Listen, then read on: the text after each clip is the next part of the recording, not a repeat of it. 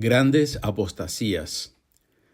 La Salet nos previene de la apostasía de Roma, pues no significa otra cosa el decir que Roma perderá la fe y será la sede del anticristo. Esta es la triste realidad, pero es la verdad. Toda la historia del hombre, desde la creación con el pecado de Adán, es una continua y desgraciada apostasía que muestra la miseria humana y la infidelidad de amor a su Dios. Podemos remontarnos a la apostasía de los ángeles, que fue definitiva y sin posibilidad de redención, dada su naturaleza angélica, espíritus puros, donde no cabe ni la ignorancia ni el error de parte de la inteligencia, y donde el querer de la voluntad es para siempre fijo en la elección que ha hecho con plena libertad. El ángel, una vez que elige el objeto de su amor, no puede ya cambiar, su libertad queda fija en aquello que eligió con todas las consecuencias. Este es el drama de la irredención angelical, dada la excelencia y superioridad de su naturaleza. El hombre, en cambio, por ser más débil, sujeto a una luz inferior, grado de inteligencia, puede, mientras vive, cambiar su elección, no fijándose de una vez por siempre en aquello que hizo el objeto de su amor. El hombre es así susceptible de redención y de misericordia, por la misma condición de inferioridad de su naturaleza con relación a los ángeles.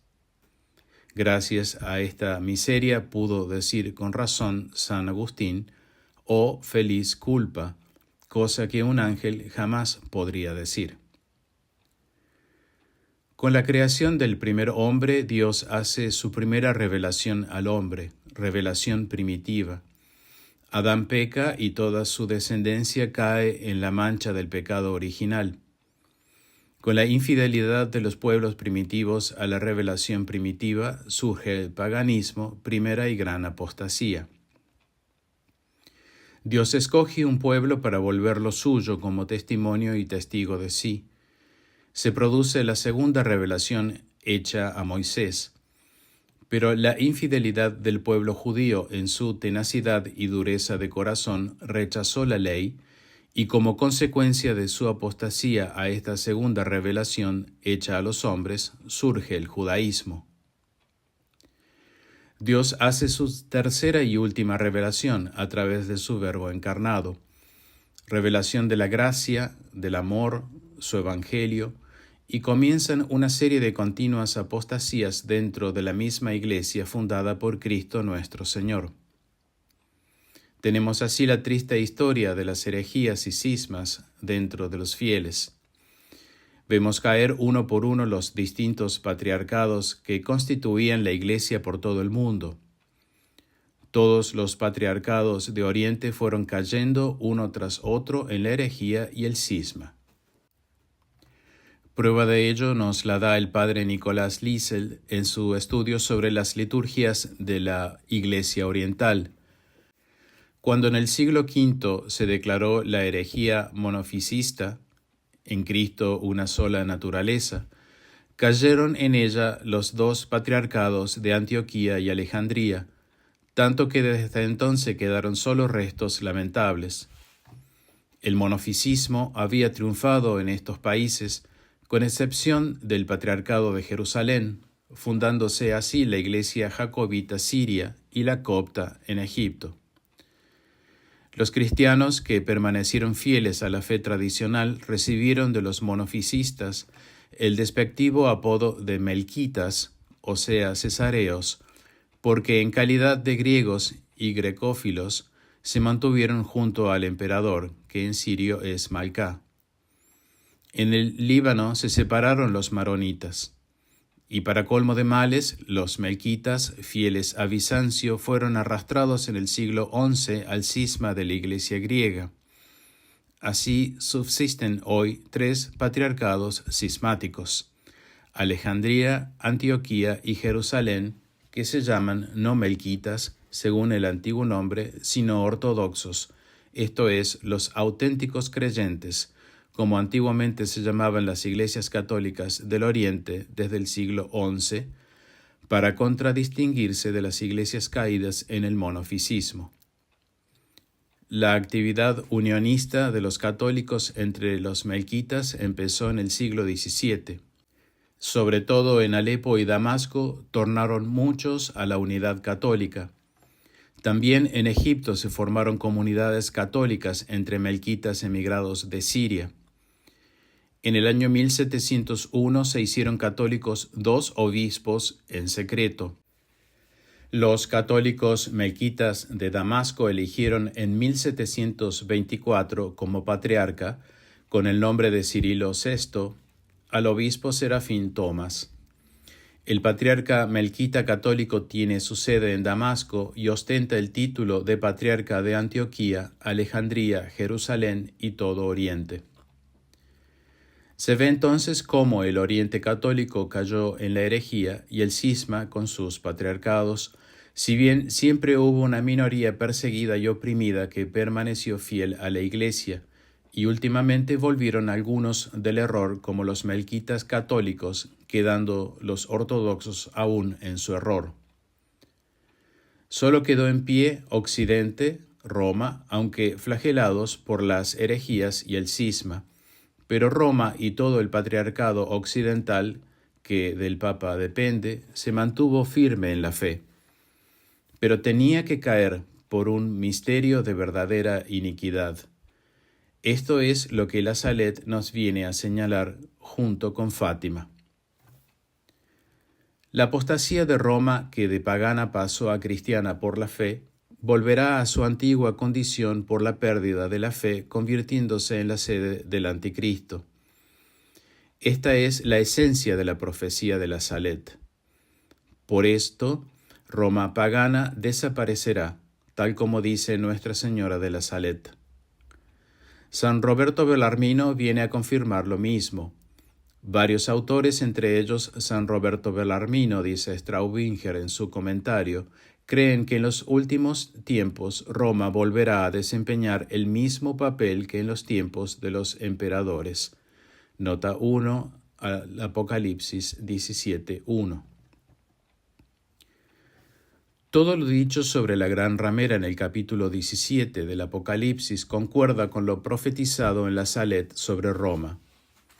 Ven acá, te mostraré el juicio de la ramera grande, la que está sentada sobre muchas aguas, con las que han fornicado los reyes de la tierra, embriagándose los moradores de la tierra con el vino de su prostitución. Y me llevó a un desierto en espíritu, y vi a una mujer sentada sobre una bestia purpúrea, repleta de nombres de blasfemias, que tenía 7 cabezas y 10 cuernos. La mujer estaba vestida de púrpura y escarlata y cubierta de oro y piedras preciosas y perlas, y llevaba en su mano un cáliz de oro lleno de abominaciones y de las inmundicias de su fornicación. Escrito sobre su frente tenía un nombre, un misterio, Babilonia la Grande, la madre de los fornicarios y de las abominaciones de la tierra. Y vi a la mujer ebria de la sangre de los santos y de la sangre de los testigos de Jesús, y al verla me sorprendí con sumo estupor. Apocalipsis 17:1-6. Roma prostituida, fornicaria y adúltera, al igual que la antigua Babilonia la Grande, por ser madre de los fornicarios y de las abominaciones, ebria de la sangre de los santos, con la cual cubre el cáliz, el culto de su abominación, es la que está señalada. Todo esto indica la decadencia espiritual y religiosa, la entronización de un falso culto, cáliz lleno de abominaciones, la usurpación de los méritos de los mártires y santos revistiéndose hipócritamente de ellos, Straubinger, Apocalipsis 17:6, nota 6.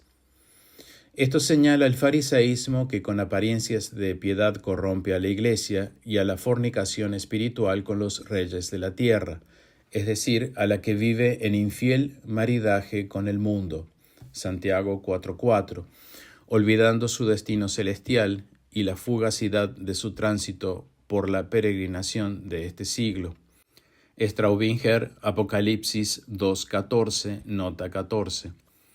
La apostasía de Babilonia, Apocalipsis 17:2, consistirá precisamente en esa actitud mundana, San Juan 14:30 y nota 3, de poner a Dios principalmente como agente de bienes temporales, convirtiendo la vida eterna traída por Jesús en programa de puros valores humanos, sea con carácter de cultura o de bienestar económico o de influencia política, etc. 1 Timoteo 6:3 y nota. Aquí queda condenado y como radiografiado todo el afán del progresismo actual de los que ocupan la Iglesia. Las armas del anticristo son las falsas ideologías y doctrinas que Satanás, el príncipe de este mundo, va introduciendo desde ahora bajo etiquetas de cultura, progreso y aún de virtudes humanas que matan la fe, y gracias a los medios que la técnica moderna le da para monopolizar la opinión pública. Straubinger 2 Tesalonicenses 2:6, nota 6. Esto le cae al milímetro al modernismo que invade la Iglesia. El tema de la apostasía es hoy más real que nunca y es además como el culmen del misterio de iniquidad. Es decir, que la apostasía ha de preceder al hombre de iniquidad como culminación del misterio de iniquidad, versículo 6, y clima favorable a la desembosada aparición del versículo 8. Santo Tomás, Estío, Cornelio Alápide, San Belarmino, Suárez y otros. Nadie niega que la apostasía, San Lucas 18:8, ha comenzado ya, no solo en los ambientes intelectuales, sino también en los populares, lo que Pío XI caracterizaba como el gran escándalo de nuestro tiempo. Lo peor es que los apóstatas en gran parte se quedan dentro de la Iglesia. 2 Timoteo 3:15, 1 Juan 2:18, e infectan a otros. Straubinger 2 Tesalonicenses 2:3, nota 3. Verdaderos lobos con piel de oveja, es decir, con apariencia de piedad. Guardaos de los falsos profetas, los cuales vienen a vosotros disfrazados de ovejas, mas por dentro son lobos rapaces. Los conocerás por sus frutos. San Mateo 7:15. Jesús, como buen pastor, comenta Monseñor Straubinger, nos previene aquí bondadosamente contra los lobos robadores, cuya peligrosidad estriba principalmente en que no se presentan como antirreligiosos, sino al contrario con piel de oveja, es decir, la apariencia de piedad disfrazados de servidores de Cristo. El Evangelio no debe ser acomodado al siglo so pretexto de adaptación, ayornamiento. La verdad no es condescendiente, sino intransigente. El mismo Señor nos previene contra los falsos cristos, San Mateo 24:24, los lobos con piel de oveja, San Mateo 7:15, y también San Pablo nos advierte contra los falsos apóstoles de Cristo, 2 Corintios 11:13, y los falsos doctores con apariencia de piedad, 2 Timoteo 3:15.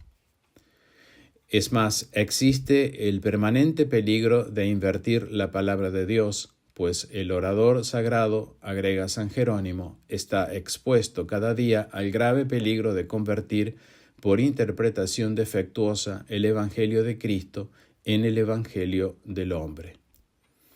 Esto es precisamente lo que hoy acontece desgraciadamente. En la próxima entrega continuaremos con la gran tribulación. Ven, Señor Jesús, ven pronto, concédenos la gracia de amar tu venida. En el nombre del Padre, del Hijo y del Espíritu Santo. Amén.